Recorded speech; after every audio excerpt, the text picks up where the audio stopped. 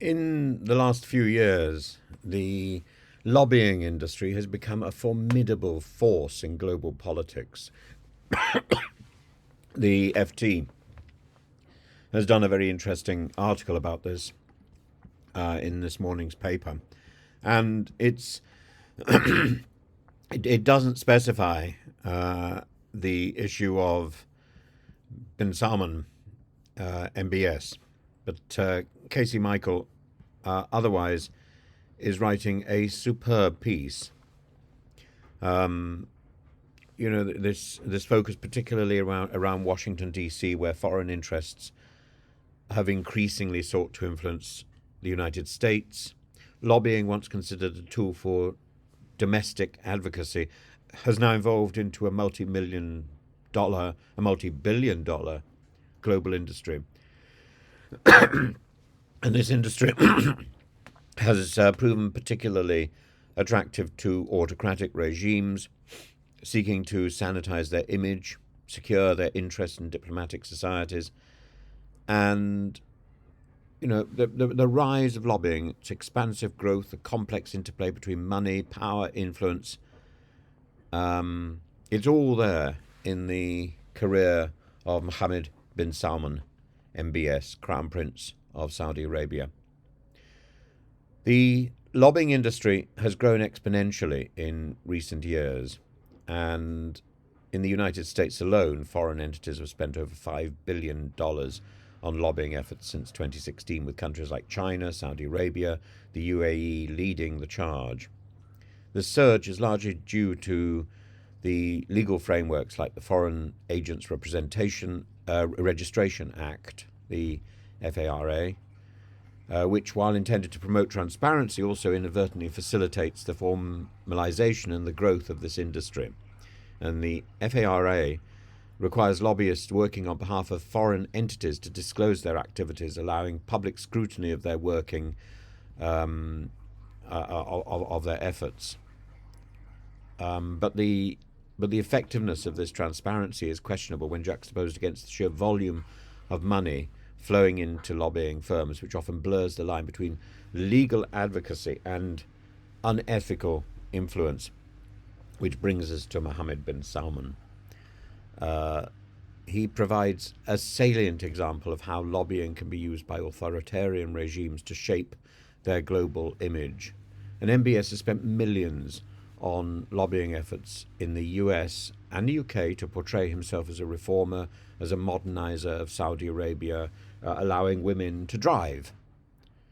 But these efforts were severely tested by the brutal assassination of journalist Jamal Khashoggi in 2018. Now, Khashoggi was a friend of MBS, and it all went sour because Khashoggi was able to see through the image.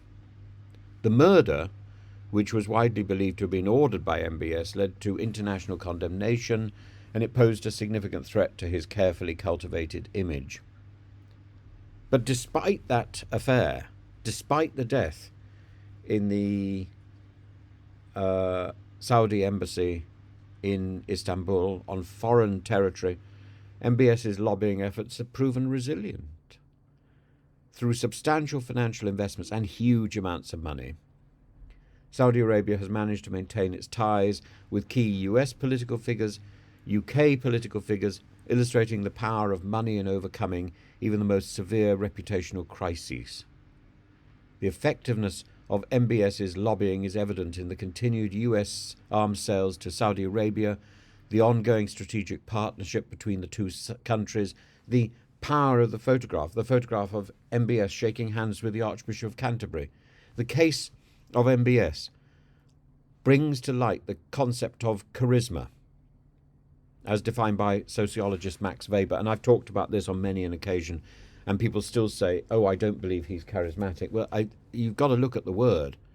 Weber's notion of charisma involves a form of leadership that inspires devotion and obedience, though not legal or traditional, but through the perceived extraordinary qualities of the leader. It's not necessarily saying the leader is good. It's saying the leader is noticeable. The leader has this magnetic personality. While Weber didn't necessarily associate charisma with any positive moral qualities, the case of MBS exemplifies how charisma can be wielded to maintain power and influence despite significant ethical and moral shortcomings. There is no question in my mind that MBS is a charismatic leader. His charisma lies not in benevolent leadership, but in his ability to project power, wealth, a vision of modernity, art that appeals to both domestic and international audiences. This charisma, however, has a darker side. It allows leaders like MBS to bypass ethical scrutiny, to use their influence to secure whatever position of power they want, even in the face of severe human rights violations. And the Khashoggi affair demonstrates that while charisma can be a powerful tool, it's not inherently tied to virtue. Instead, it can be manipulated to achieve and maintain power, regardless of the moral cost, regardless of the outcry. The rise of lobbying as a powerful industry, and actually after the Khashoggi affair, and the West, with almost one voice, criticized MBS. He said, well, I'll simply go to the East. I'll simply go to Russia and China. And did. And he was then photographed, slapping hands with Putin when Putin was alive, and hugging the president of China. But he now seems to be welcomed back into the fold. The threat of losing, of falling out of grace, of falling of that radiant star, of that charisma being turned elsewhere. The rise of lobbying as a powerful industry, together with that charisma, raises critical questions about the nature of influence in our society. While transparency laws like the FARA promote some oversight, they also underscore the challenges in regulating an industry that's fundamentally about exerting influence through money, through connections, through power. And the case of MBS highlights the ethical dilemmas inherent in this industry. Despite the severe human rights concerns associated with his leadership, the lobbying efforts funded by Saudi wealth have ensured that doors open, they remain open for MBS on the global stage. And the concept of charisma, as demonstrated by MBS, forces us to reconsider the attributes we value in leaders. Charisma, in Webian terms, is not necessarily about goodness, but about the capacity to command followers through a perception of their extraordinary qualities. MBS exemplifies how just such charisma can be leveraged to perpetuate power, even when it's rooted in fear and repression. The global lobbying industry is a complex and troubling intersection of money, influence, power. And the case of Mohammed bin Salman, particularly in the aftermath of the Khashoggi assassination, illustrates the limits of transparency, the dangers of unchecked influence. It also challenges us to reflect on the nature of leadership and the ethical implications of charisma in our world. As the lobbying interest develops, as lobbying continues to grow, this becomes in itself an industry, it becomes increasingly crucial for democratic societies to grapple with these challenges, to analyze what they can do to challenge this, to deal with this, because it goes together with propaganda, doesn't it? Ensuring that the pursuit of influence doesn't come at the expense of moral and ethical standards.